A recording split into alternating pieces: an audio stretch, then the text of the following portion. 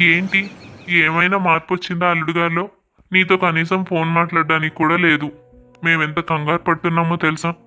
ఇలా ఎప్పుడైనా ఒకప్పుడు వచ్చి మమ్మల్ని కలిసి వెళుతూ ఉండమ్మా. లేదంటే మేమేమైపోతాం? అసలే అలాంటి ఇంట్లోకి వెళ్ళావు. మా ప్రాణాలన్నీ నీపైనే ఉంటాయి. తప్పనిసరి ఈ పెళ్లి చేశాం, కానీ నీకేమైనా జరిగితే మేము తట్టుకోగలమా? ఎందుకు నాన్న అంత బెంగ పెట్టుకుంటారు?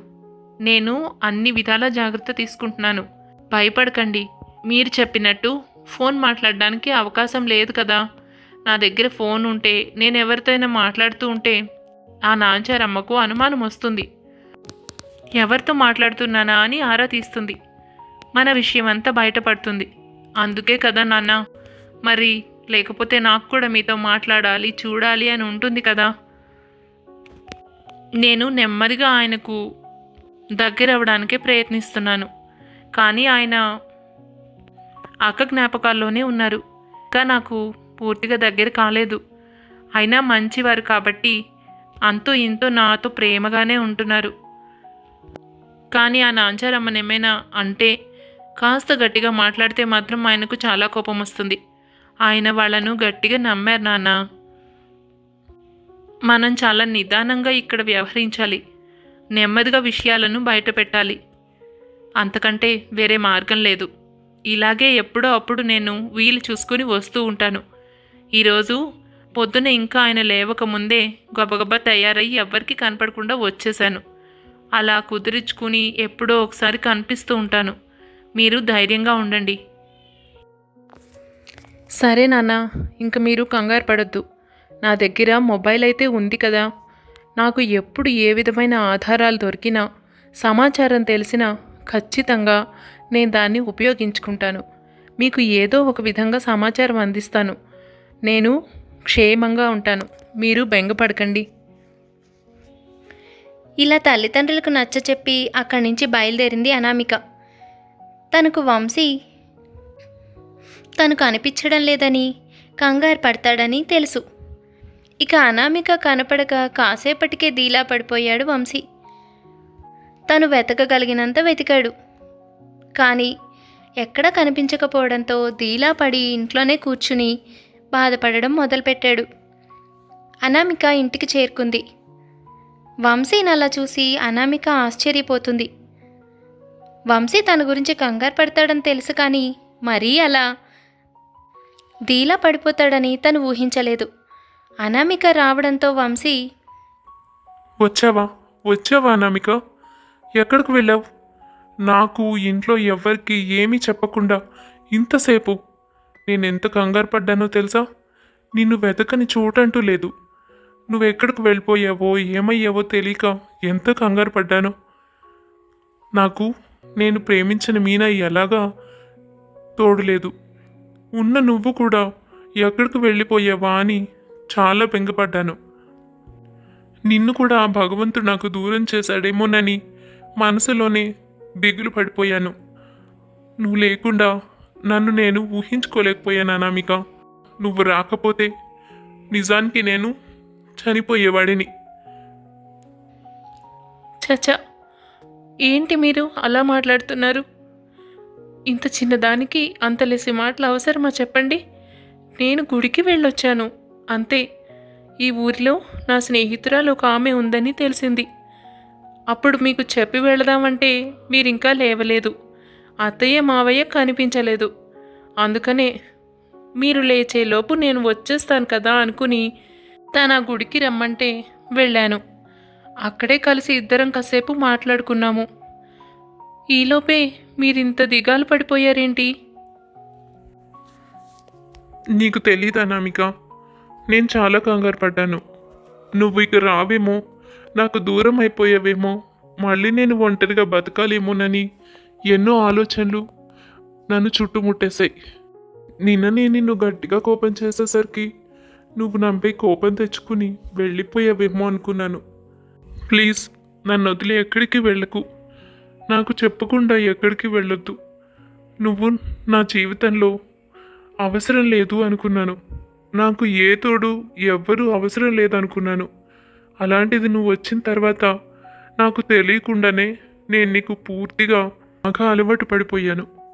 అది నాకు కూడా తెలియలేదు. నువ్వు నన్ను నాకు తెలియకుండానే నీ మనిషిని చేసేసుకున్నావు. ఇంకెప్పుడు ఇలా వెళ్ళొద్దు, నేను భరించలేను అనామిక. I'm really sorry. మీరు ఇంత బాధపడతారని నేను ఊహించలేదు. మీరు నిద్రపోతుంటే లేపడం ఇష్టం లేక బయలుదేరనే, కానీ మీరు ఇంత బాధపడతారని తెలుసుంటే నేను వెళ్ళేదాన్నే కాదు. మిమ్మల్ని ఇంత బాధ పెట్టినందుకు నన్ను క్షమించండి. కానీ దీనివల్ల నాకు చాలా సంతోషం కలిగింది, ఎంతో మంచి కూడా జరిగింది. మన మధ్య ఉన్న దూరం పూర్తిగా తొలగిపోయిందని, మీరు పూర్తిగా నా సొంతం అయిపోయారని నాకు అర్థమైంది. అందుకు చాలా సంతోషపడుతున్నాను. ఇప్పుడు మీరు అంటున్న మాటలు ఎప్పుడెప్పుడు వింటానా అని చాలా రోజుల నుంచి ఎదురు చూస్తూ వచ్చాను. ఇవాళ నాకు చాలా ఆనందంగా ఉంది. నేను ఎప్పుడు మిమ్మల్ని వదిలి వెళ్ళను. దయచేసి మీరింత బాధ ఎప్పుడు పడొద్దు. నేను చూడలేకపోతున్నాను. మీరు బాధపడుతుంటే నా కళ్ళల్లో నీళ్ళు వస్తున్నాయి.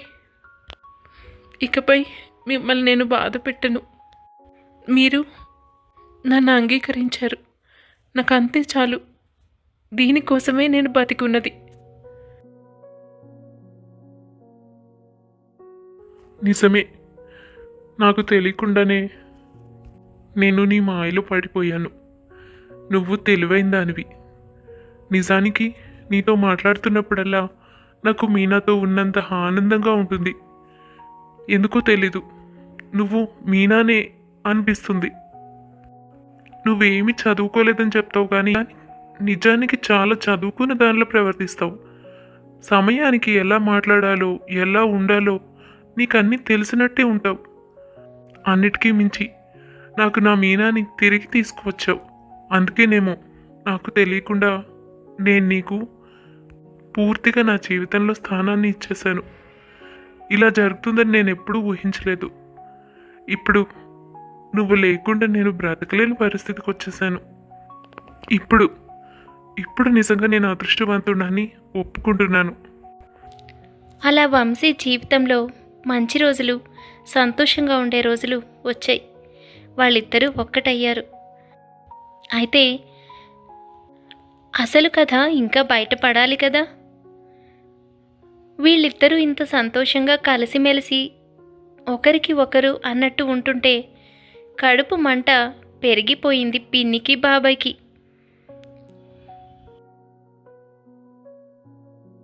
ఏంటి నాంచారి, పరిస్థితి మన చేయి దాటిపోతున్నట్టుగా అనిపిస్తోంది. ఆమెను చూసావా, ఎంత తెలివిగా ప్రవర్తిస్తుందో. అసలు మన అబ్బాయి గురించిన సంగతులన్నీ ఆమెకి ఎలా తెలిసాయి? నేను మాట్లాడిన సమయంలో ఆమె ఇంట్లోనే లేదు. నాకెందుకో అనుమానంగా ఉంది. ఈమె మన విషయాలన్నీ తెలుసుకునే ఇక్కడికి వచ్చిందేమో అని. అవునండి, నాకు కూడా అదే అనుమానం కలుగుతోంది. చూడటానికేమో ఏమీ తెలియని నంగనాచిలా ఉంటుంది.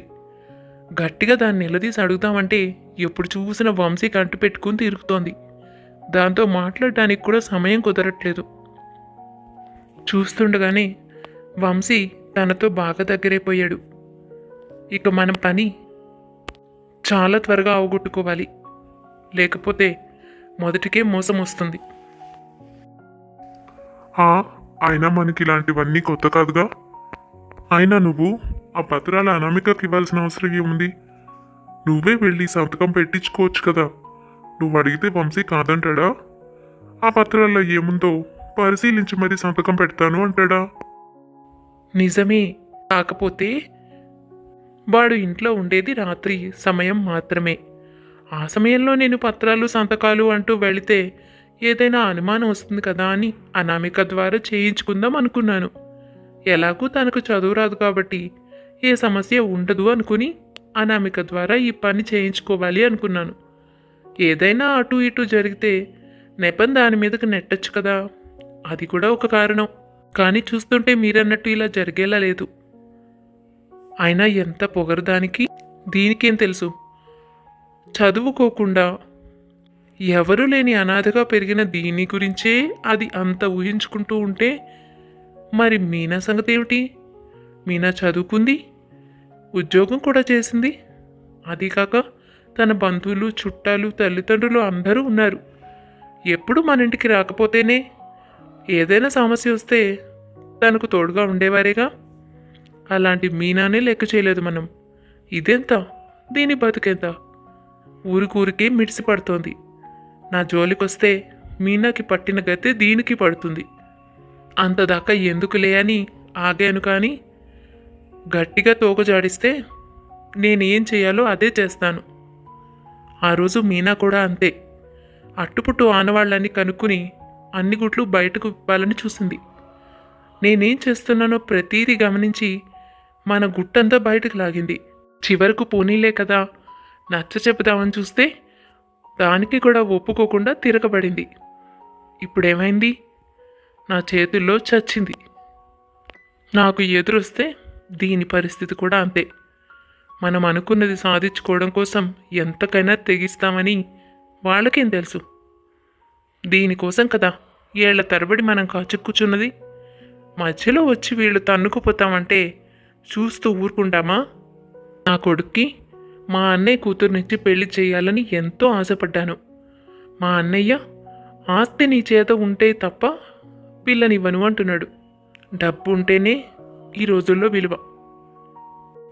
దాన్ని ఇంటి కోడల్ని చేసుకుని మన అబ్బాయి సుఖంగా సంతోషంగా ఉండాలి అంటే ఈ ఆస్తి మన చేతుల్లో ఉండాలి. వంశీపై చూపిస్తున్న కపట ప్రేమనంతా వాడు నమ్మి ఇంతకాలం మనం ఏం చేస్తున్నా పట్టించుకోకుండా ఎలా గడిపేశాడో ఇకపై కూడా వాడు అలాగే ఉండాలి. గట్టిగా నాకు ఎదురొస్తే అనామికతో ఇదే చెప్తాను. తను నోరు మూసుకొని పడుందా సరే సరి, లేదా తెలుసుగా ఏం జరుగుతుందో. ఎవరూ లేరనుకుని మాట్లాడుతున్నారు నాంచారి ఆదిశేషులు. పక్క నుంచి అంతా విన్నది అనామిక. వినడమే కాదు, వీడియో కూడా తీసింది వంశీకి చూపించడం కోసం. అయినా అదేదో చేసేదాకా నువ్వెందుకు ఊరుకోవాలి? నువ్వే దాన్ని ఏదో ఒక విధంగా నోరు మూసేలా చెయ్యి. ఇప్పటికీ మన అబ్బాయి విషయం బయట పెట్టేసింది. ఇకపై వాడి విషయంలో ఏదైనా అటు ఇటు జరిగితే వంశీ ఊరుకోడు. వంశీకి విషయాలన్నీ తెలిసేలోపే మనం జాగ్రత్త పడాలి. నువ్వే అనామికతో వంశీకి గొడవ వచ్చేలాగా చూడాలి. అప్పుడు కానీ మనం అనుకున్నది జరగదు. నువ్వు కానీ వెళ్ళి పత్రాలు తీసుకువెళ్తే అనామిక ఏదో ఒక విధంగా అడ్డుపడాలని చూస్తుంది. చూస్తుంటే తన మనసులో వేరే ఏదో ప్లాన్ ఉందనిపిస్తోంది నాకు. అందుకే ముందు వాళ్ళిద్దరినీ విడగొట్టాలి. ఆ తర్వాతే దీని సంగతి. తన సుఖం కోసం, సంతోషం కోసం ఏదైనా చేయొచ్చు. ఎవరినైనా అడ్డు తొలగించుకోవాలి, ఎవరినైనా విడగొట్టేయాలి అని అనుకుని చివరికి వారే మోసపోతూ ఉంటారు ఇలాంటి వాళ్ళు. నాంచారి ఆదిశేషులు అనామికను, వంశీని విడగొట్టడానికి ఏవేవో ప్లాన్లు సిద్ధం చేస్తున్నారు. ఇక అనామిక వంశీకి ఆ వీడియో చూపించి వాళ్ళ బండారం బయట పెట్టడం కోసం, అవకాశం కోసం ఎదురు చూస్తోంది. ఇలా ఉండగా ఒకరోజు, వంశీ, వంశీ, ఇదిగో చూడు ఈ పత్రాలు. నువ్వు ఏమీ తెలీదు అమ్మాయికురాలు అనుకుంటున్న నీ భార్య భాగోతం ఈరోజే బయటపడింది. నాకు ఎందుకో అనామికపై ఈ మధ్య అనుమానంగానే ఉంది. అందుకే తనేం చేస్తోంది, ఎక్కడికి వెళుతోంది అని ఆరా తీస్తూనే ఉన్నాను. ఈ పత్రాలు చూస్తే ఇప్పుడు నాకు అసలు సంగతి అర్థమైంది. చూడు వంశీ, ఈ ఆస్తి మొత్తం తన పేరున రాయించుకోవాలని పత్రాలు సిద్ధం చేసింది. ఏదో తనతో నువ్వు సంతోషంగా మాట్లాడుతున్న సమయంలో నీకు అనుమానం రాకుండా సంతకం పెట్టించుకోవాలని తన ప్లాన్ అనుకుంటా. ఇవి చూడగానే నాకు మతిపోయింది. నిన్ను ఇంతలా మోసం చేయాలని తను పెళ్లి చేసుకుందేమో. మనం తను అమ్మాయికురాలని, ఎవరూ లేని అనాథని జాలి చూపించాం. కానీ ఆమె ఆలోచన ఇలా లేదు. మనని మోసం చేసి ఆస్తి లాక్కుని చివరకు బయటకు గెంటేసేదేమో. చాలా బాగా చెప్పారత్తయ్య. అయితే నన్ను ఈయన్ని విడగొట్టడానికి మీరు కొత్త ప్లాన్ సిద్ధం చేశారన్నమాట. చాలా బాగుంది. మాట్లాడుతున్నావు? నాతో ఇష్టం వచ్చినట్టు మాట్లాడకు.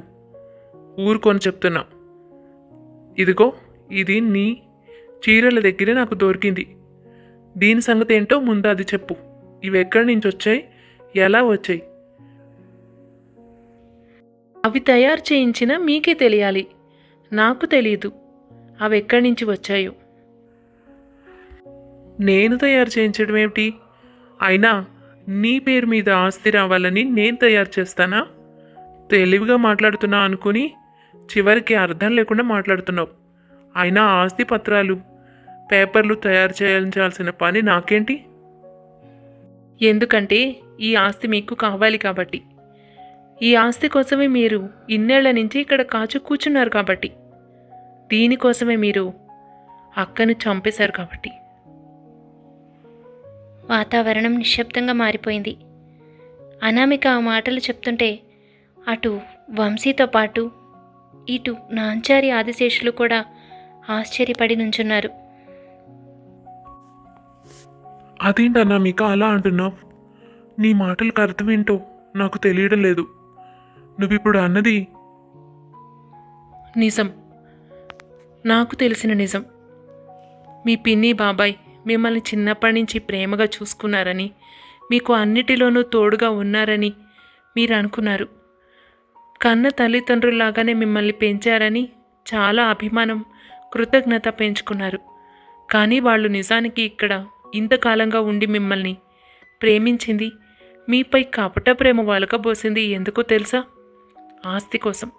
మీ ఆస్తి వాళ్ళు రాయించుకోవాలన్న ఉద్దేశంతోనే.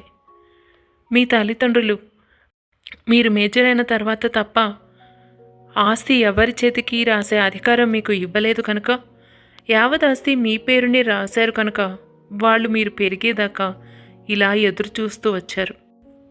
మీరు చదువు పూర్తి చేసుకుని ఉద్యోగం వచ్చి అన్నీ జరిగిన తర్వాత ఏదో ఒక విధంగా అదే కపట ప్రేమతో ఆస్తి వాళ్ళ పేరు రాయించుకోవాలని ఆశపడ్డారు. కానీ మీరు అక్కని ప్రేమించడం, పెళ్లి చేసుకోవడం, అక్క చదువుకున్నది తెలివైంది కావడం, వీళ్ల గుట్టు తను తెలుసుకోవడం, వాళ్ళు అనుకున్నది జరగదేమోనన్న భయం వాళ్ళల్లో పెరిగిపోయింది.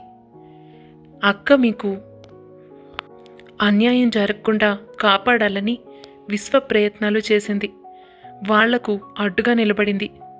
అందుకే ఎలాగైనా తనను వదిలించుకోవాలని, తన అడ్డు తొలగించాలని నిర్దాక్షిణ్యంగా తనను చంపేశారు.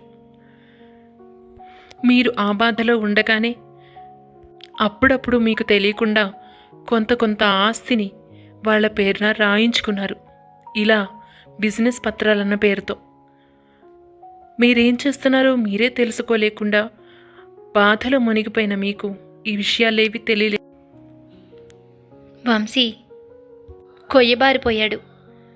ఒక్క క్షణం తనకి ఏమీ అర్థం కావడం లేదు.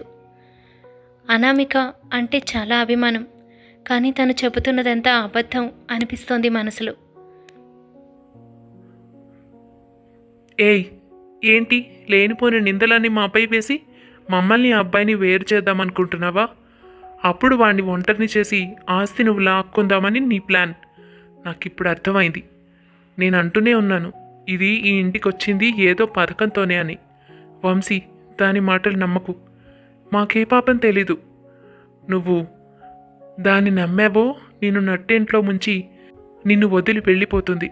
దానికి డబ్బు పిచ్చి పట్టిందిరా. నాకు తెలుసు మీరు ఇలాగే మాట్లాడతారని, ఇలాగే నన్ను ఇరికిచ్చాలని చూస్తారని. ఒక్క నిమిషం. నేను కూడా ఎప్పటి నుంచో ఈ అవకాశం ఎప్పుడు వస్తుందా అని ఎదురు చూస్తున్నాను. ఏమండి, నేను చెప్పినవన్నీ అక్షర సత్యాలు. వాటికి నా దగ్గర ఆధారం ఉంది. నేను అబద్ధం చెప్పడం లేదు. ఎట్టి పరిస్థితుల్లోనూ మీ ఆస్తి కోసం నేను ఆశించడం లేదు. నాకు డబ్బుతో పని లేదు. నేను మిమ్మల్ని స్వచ్ఛంగా ప్రేమిస్తున్నాను. మీకు ఇప్పుడే ఆధారం చూపిస్తాను. చూడండి, నేను చెప్పిందంతా నిజమో అబద్ధమో. అనామిక ఫోన్లో వీడియో చూపించింది. అది చూస్తూనే వంశీ కుప్పకూలిపోయాడు. తను ఏ రోజు కలలో కూడా ఊహించని దెబ్బ తగిలింది వంశీకి. ఇక నాంచారి ఆదిశేషులు షాక్ కొట్టిన వాళ్ళల్లా నుంచుండిపోయారు. ఇదంతా అనామిక వీడియో తీసిందని, ఇదంతా తెలిసిందని, ఇలా జరుగుతుందని వాళ్ళు ఊహించలేదు. మాట్లాడడానికి కూడా అవకాశం లేకుండా అనామిక వాళ్లను బుక్ చేసేసింది. చాలాసేపు వంశీకి దుఃఖం ఆగలేదు. దేని గురించి నేను అడగను. మీనా ఏం చేసింది పిన్ని? నీకు ఆస్తి కావాలి అనుకుంటే నన్ను అడిగితే నేను ఆలోచించకుండా రాసిచ్చేవాడిని. కానీ దానికోసం కపట ప్రేమ చూపించి నన్ను ఇంతలా మోసం చేయాల్సిన అవసరం ఏంటి? అయినా పాపం నన్ను నమ్మి తన ఆశల్ని, తన అయిన వాళ్ళని అందరినీ వదులుకొని వచ్చిన మీనాని నాకు దూరం చేసి తనకు జీవితమే లేకుండా చేసి చంపేశారు. మీరు మనుషులేనా? నా తల్లిదండ్రులతో సమానంగా మిమ్మల్ని పూజించాను. ఇలాంటి మనుషుల మధ్య మీనాని వదిలానని నేను గ్రహించలేకపోయాను. చాలా పెద్ద పొరపాటు చేశాను. పాపం మీనా ఎంత నరకయాతన అనుభవించి ఉంటుందో.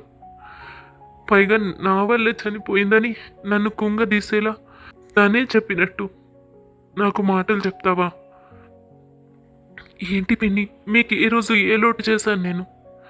ఆస్తి గురించి, డబ్బు గురించి ఎప్పుడైనా మాట్లాడానా? తమ్ముడికి ఏం కావాలంటే అది ఆలోచించకుండా ఖర్చు పెట్టాను. చివరకు వాడు అప్పుల్లో ఉన్నాడంటే అప్పు కూడా తీర్చాను. నా మీద కొంచెం కూడా అభిమానం కలగలేదా పిన్ని మీకు? ఒక నిండు ప్రాణం తీయడానికి మీకు చేతులు ఇలా వచ్చాయి. మీరు మనుషులు కాదు, రాక్షసులు కూడా కాదు, అంతకంటే దారుణమైన మనుషులు. ఇది కలలో కూడా నేను ఊహించలేదు. మీరిప్పుడు ఈ ఆస్తి మొత్తాన్ని మీకు రాసిచ్చేస్తాను. మీనా తిరిగి తీసుకురాగలరా? నీ చేతనైతే చెప్పు పిన్ని. ఇప్పుడే ఆస్తంతా నీ పేరును రాస్తాను. వంశీ, మమ్మల్ని క్షమించరా. మేము దిద్దుకోలేని తప్పే చేసాం, మాకు తెలుసు. కానీ అంతకంటే మాకు వేరే దారి కనిపించలేదు. డబ్బు ఉంటేనే అందరూ గౌరవిస్తారు. డబ్బు లేకపోతే ఎవరూ మొహం చూడరు. నీ తమ్ముడుకా చదువు అవ్వలేదు, చదువుకోడు, మొండి వాళ్ళ తయారయ్యాడు. వాడి చేతిలో రూపాయి లేకపోతే ఎవరు పిల్లనివ్వరు. అలాగని నువ్విచ్చే డబ్బుతో ఎన్నాళ్ళు బతుకుతాడు? పోనీ చదువుకుని పైకొచ్చాడా అంటే అది లేదు. మరి వాడు కూడా ఒక మంచి జీవితం చేయాలంటే డబ్బు కావాలిగా. అందుకే మేము ఇలా చేసాం. ఈ ప్రేమ మమ్మల్ని అలా చేయించింది. నువ్వు అంతలేసి మాటలు అంటుంటే చాలా కష్టంగా ఉంది. అలా అనుకురా వంశీ. అసలు నువ్వేం మాట్లాడుతున్నావు పిన్ని? కొడుకుపై ప్రేమ, కొడుకుపై ప్రేమ ఆస్తిని ఇవ్వడంలోనూ వాడికి కావలసినవన్నీ తీర్చడంలోనూ ఉండదు. వాడికి మంచి బుద్ధినివ్వాలి. నువ్వు ఎంత ఆస్తి తీసుకువెళ్ళి వాడి చేతిలో పోసినా తిరిగి వాడు తగలేస్తే నీకేం ఉపయోగం ఉంటుంది పిన్ని? వాడికి చిన్నప్పటి నుంచి మంచి బుద్ధి నేర్పి ఉండాల్సింది. అయినా నీ కొడుకు జీవితం బాగుండడం కోసం మరొకరి జీవితాన్ని చిదిమేస్తావా? అసలు ఆమెను చూసినప్పుడు అలా చేయాలని మీకు ఎలా అనిపించింది? ఎంత మంచిది మీనా. ఆమె లేకుండా నేను బతకగలనా అని ఎప్పుడైనా ఆలోచించారా? మీది ప్రేమ కాదు పిన్ని, స్వార్థం. ప్రేమ అని ఎప్పుడు చెప్పొద్దు. అయినా ఒకటే అడుగుతున్నాను, మీకు ఏమనిపించినా నన్ను అడిగి ఉంటే నాకు డబ్బుతో అవసరం లేదు. మీనా కూడా నాకు అడ్డు చెప్పేది కాదు. మీరు నన్ను మోసం చేయాలని, వెనుక నుంచి గోతులు తీయాలని చూశారు. అందుకే తను అడ్డుపడి ఉంటుంది. తను చనిపోయే ముందు ఎంత బాధపడిందో ఇప్పుడు ఆలోచిస్తుంటే చాలా బాధగా ఉంది. చిచి, మీరు నా కంటికి కనిపిస్తేనే కంపరంగా ఉంది. నాకు ఇంకెప్పుడు కనపడద్దు.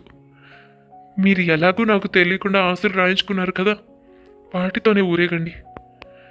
ఇకపై ఎట్టి పరిస్థితుల్లోనూ నా దరికి రావడానికి ప్రయత్నించకండి. మీరు ఇలాంటి వాళ్ళని తెలియక నా తల్లిదండ్రులు మిమ్మల్ని చేరదీశారు. ఏ లోకాను ఉన్నా వాళ్ళు ఎంతో శోకిస్తూ ఉంటారు.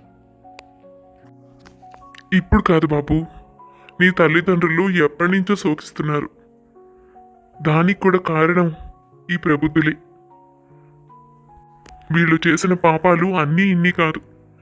ఇప్పుడు నీ దగ్గర ఏదో చెప్పడం కోసం కొడుకు మీద ప్రేమ అని అబద్ధం చెప్తున్నారు.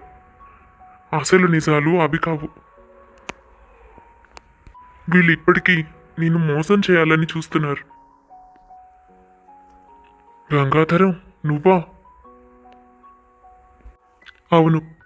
ఏ, నేను జీవితంలో మీకు ఇప్పటికీ కనపడను అనుకున్నారు కదూ? మీరు చేసే అన్యాయాలకి ఏకైక సాక్షిని. ఆ భగవంతుడు అందుకోసమే నన్ను తిప్పి తిప్పి మళ్ళీ ఇక్కడికి తీసుకువచ్చాడు.